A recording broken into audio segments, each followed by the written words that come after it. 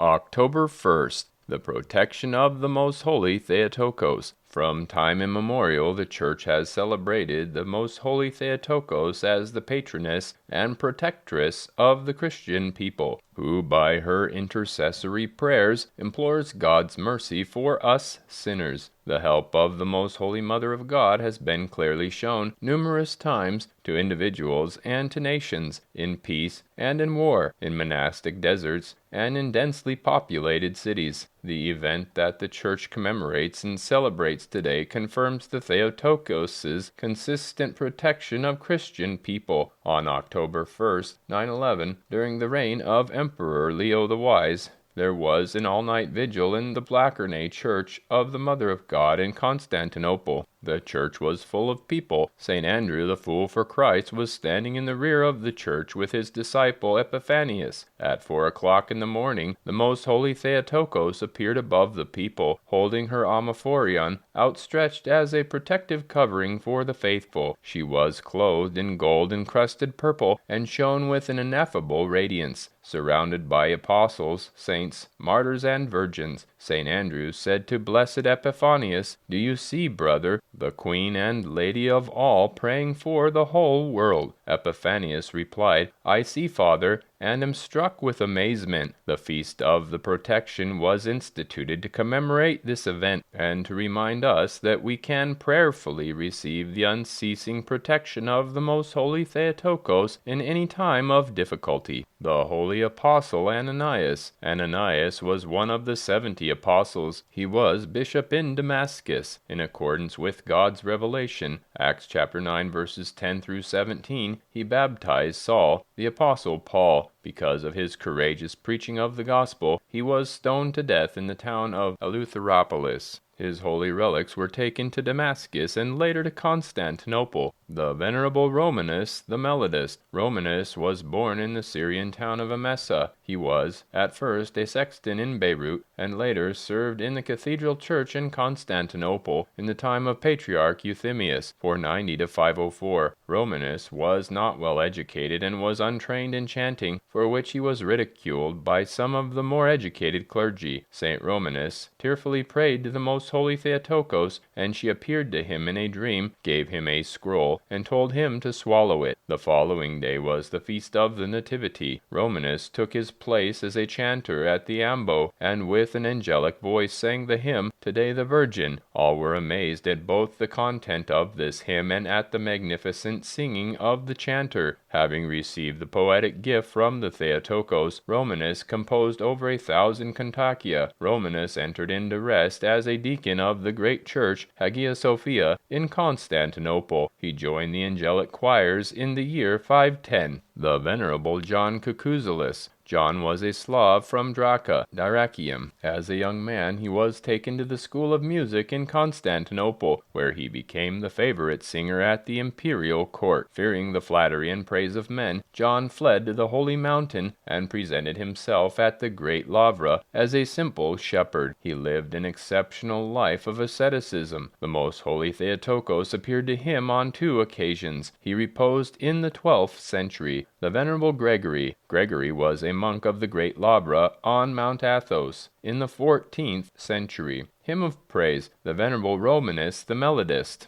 Saint Romanus in mid-service appeared on the ambo and sang a wondrous hymn in a sweet angelic voice. Today the Virgin gives birth to the Transcendent One, and the earth offers a cave to the Unapproachable One. Angels and shepherds glorify him, and the wise men journey with the star. For unto us the eternal God is born as a little child. Hearing this hymn, all were filled with gladness, and on the faces of all the people was great astonishment. Glory to the Mother of God, who hearkens to tearful prayers, and gloriously fulfills the prayerful supplications of the devout. Reflection.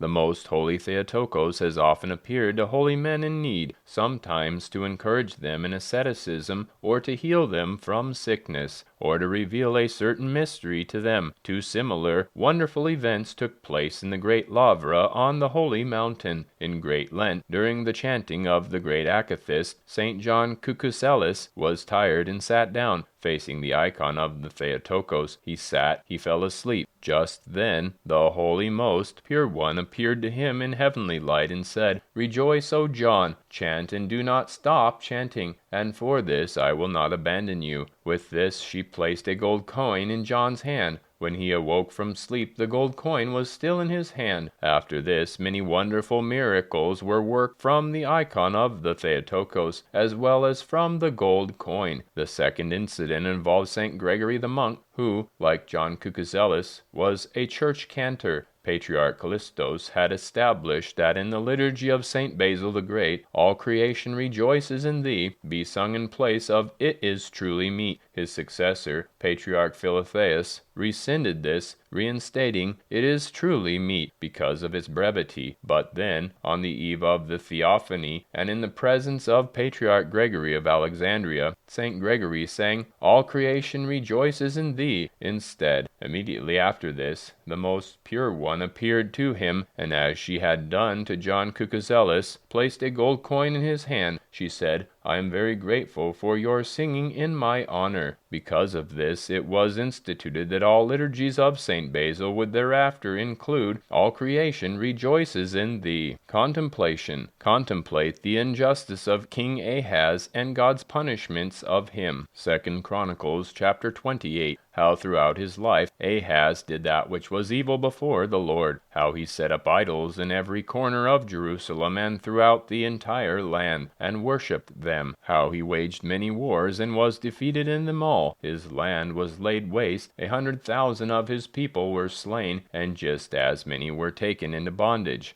Homily on the blessed man. Blessed is the man that walketh not in the counsel of the ungodly, nor standeth in the way of sinners, nor sitteth in the seat of the scornful. Psalm 1, verse 1. Brethren, most blessed is he who is not so hardened by sin that he can hear and fulfill this counsel of God that has come through the prophet. The ungodly are those who, in every way, think contrary to God and his will. The sinners are those who walk the path of their own desires, and their thoughts are contrary to the will of God and his law. The scornful are those who destroy themselves and others by their evil deeds. The danger is this: first comes the ungodly counsel, either from wicked men or from sinful thoughts, then the actual committing of sin, then the unrepentant sinner becomes a scandalous example of evil to others. Therefore, blessed is the man who neither heeds the counsel of ungodly men or thoughts, but finds sufficient counsel for his salvation in the law of God. Blessed is the man who has not even once walked in the way of sinners, or, if he has walked on that path, he has repented and returned to the path of life that is the Lord's. Blessed is the man who has not sat in the presence of the scorner of innocent souls, who, by his seductive example, corrupts such souls. For it is said of the corrupter, "It were better for him that a millstone were hanged about his neck, and that he were drowned in the depth of the sea." St. Matthew chapter 18, verse 6. O my brethren, blessed be all of you, men and women, who cautiously avoid these three evils: